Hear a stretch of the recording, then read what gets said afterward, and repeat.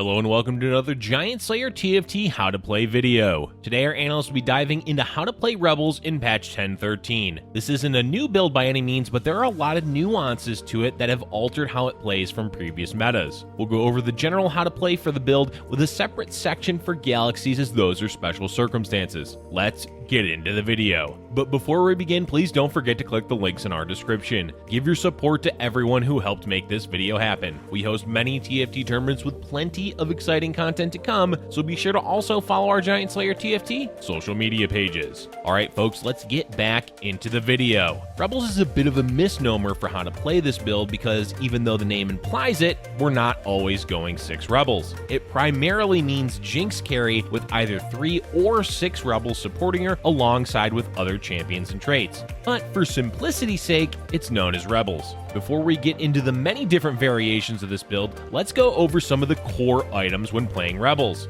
As mentioned, this comp uses Jinx as the primary carry, so we'll go over her items first. Overall, Jinx is quite flexible in what items you can give her, so it mainly depends on what the game gives you. Keep in mind that Jinx does a lot of damage when she gets into her rocket form, meaning damage items aren't necessarily that important for her. But again, use the components given to you, having extra damage is definitely okay. Last Whisper paired with Infinity Edge are 2 staple items for any auto-attacking carry like Jinx. You don't necessarily need them, even against heavily armored teams, as long as the rest of your comp has a good amount of magic damage to help Jinx get those crucial first 2 kills. Besides those 2 items, you can use any of Deathblade, Giant Slayer, Runins, and Red Buff. Runins and either Red Buff or Deathblade are usually paired together to help spread the damage out. As far as defensive items go, Jinx doesn't really need any, though it does depend on the lobby and if you're going 3 or 6 Rebels. A lobby with a lot of crowd control does make Quicksilver more appealing, though you have to be careful playing against anyone playing an Echo, as he will target your Jinx during his ultimate.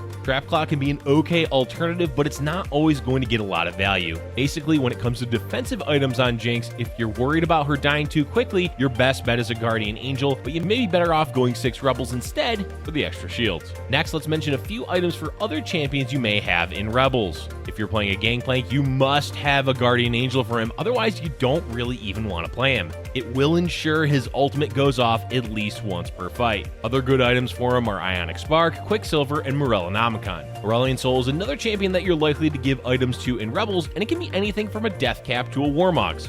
Lastly, Ezreal is almost always played as the blaster companion to Jinx, so if you can give him a Shojin or even a blue buff, it will allow him to cast his ability more often, which is great. One last item to talk about for this composition is the spatula item for Rebels, the Rebel Medal. It's useful to have when going for 6 Rebels as it lets you swap out one of the champions. Look to give it to an infiltrator like Fizz or Echo, or you can just throw it on Ezreal. Gangplank is okay to give it to, but he actually wants to be free to be positioned properly in the front line, so it will be limiting when you make him a Rebel. Now that we've gone over items, let's dive into the core champions for Rebels. For starters, the 4 champions you will want every single game are Jinx, Malphite, Ezreal, and Aurelion Sol. The 3 Rebels are the building blocks for your composition. Aurelion will be swapped for any other Rebel prior to finding him, though the top 2 are usually Zed and Ziggs. From those 3 core champions, you have a few options. If you have Gangplank at level 8 with Guardian Angel, you can go 6 Rebels. The champions in that case will be Jinx, Malphite, Aurelion Sol, Ziggs, Yasuo, and Zed for your Rebels, with Gangplank and Ezreal to round out the build. If you're unable to secure a Gangplank or a Guardian Angel,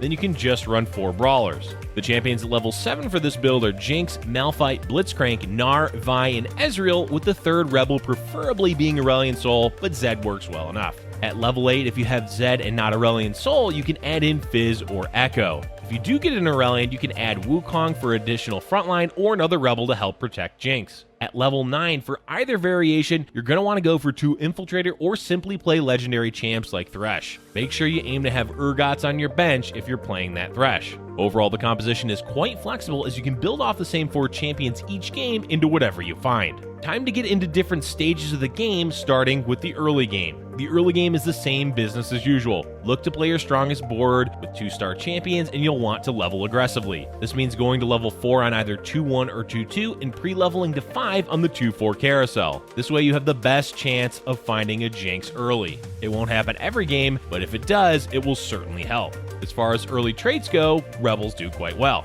You can play Ziggs, Malphite, and Zed as your 3 Rebels and play off of their traits to fill your board early. Rumble is great for Demolitionist, while Nocturne and Alawi give you Infiltrator, Battlecast, and Brawler. Give your Gangplank items to Rumble and your carry items to Nocturne, who you will likely sell later once you find a better carry before finding Jinx. Alright, the early game is the easy part, let's move in to the mid game. Stage 3 is an interesting time in the game as there's all kinds of ways that you can play it. As far as leveling times, you can use the standard 3-2 for 6, though 3-1 is fine if you've been win streaking up to that point. It's also possible to forego leveling to 6 early and instead get up to 50 gold and then level. This is a risky play style, so don't do it if you're below 70 health on 3-2. In general, your goal for the mid game is to try and fast level to 8 on 4-3. That means you want to be at least level 7 by 4-1, preferably with 50 gold, but you may have to roll at level 7 to stabilize. If you're below 60 health and you haven't been naturally rolling any upgrades or strong champions, it's good to roll on 7. Also, make sure to scout every few levels to check how many Jinx players there are. If there's at least 3 in the lobby, it may be a good idea to change your game plan from Rebels and pivot towards a different build before committing to rolling on level 7 or going to a fast 8. The items used in Rebels do well for cybernetics, so that can be an easy pivot if need be. Okay, back to rolling. If you do roll at level 7, you should play the 4 Brawler variation, as it's less reliant on legendaries to stabilize. Otherwise, you can fast 8 and look to play the Gangplank variation, assuming you have a Guardian Angel for him. At this point in the game, on 4-3, you should have most of your composition filled out. Maybe not upgraded, but at least filled out. As far as positioning goes, you can do 2 things with 6 Rebels. The standard is balling up your Rebels with Jinx in the middle, or you can surround her in the backline with Rebels to help protect her against infiltrators.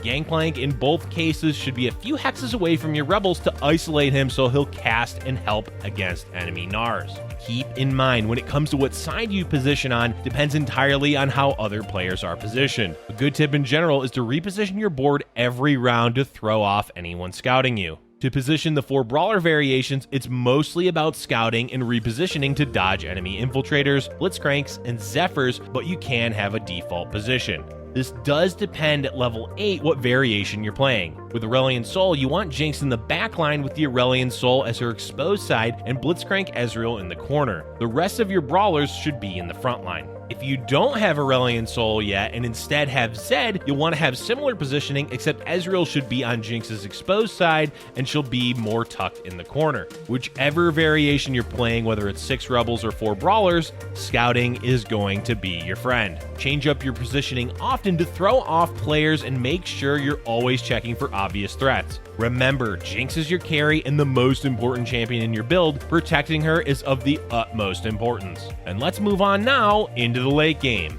Honestly, the late game has a lot to do with positioning and scouting more than anything. Your goal will be to get to level 9, but there's no specific timing to do so. Just make sure you're not sitting on 50 gold when you're about to die. If you're below 20 health, you can easily lose in one round, so spend your gold. In that case, if leveling to 9 won't benefit you, then you should roll for upgrades. As far as what champions to put in at 9, you've got a lot of options. We talked about it in the champion section, but legendaries in general are good, in particular Thresh. You can have Urgot, Janna, Lulu, or any other crowd control champion on your bench for Thresh to pull in, with the top 2 choices being Urgot and Janna. If you're not playing legendaries, then you can look to put in Gnar at 9 for 6 Rebels to provide more frontline and CC. In 4 Brawlers, you can toss in Echo if you have another infiltrator. Lastly, you can try to 3-star Jinx, but she's often far too contested to do this. If you have the bench space and gold to do so, you can hold on to extra Jinxes, but don't do this if it's costing you anything. Bottom line for the late game is that you want to have your non-legendaries 2-starred while looking to 2-star your legendaries. Go to 9 if you're healthy, otherwise you're better off rolling down with the intent to secure a top 4 finish.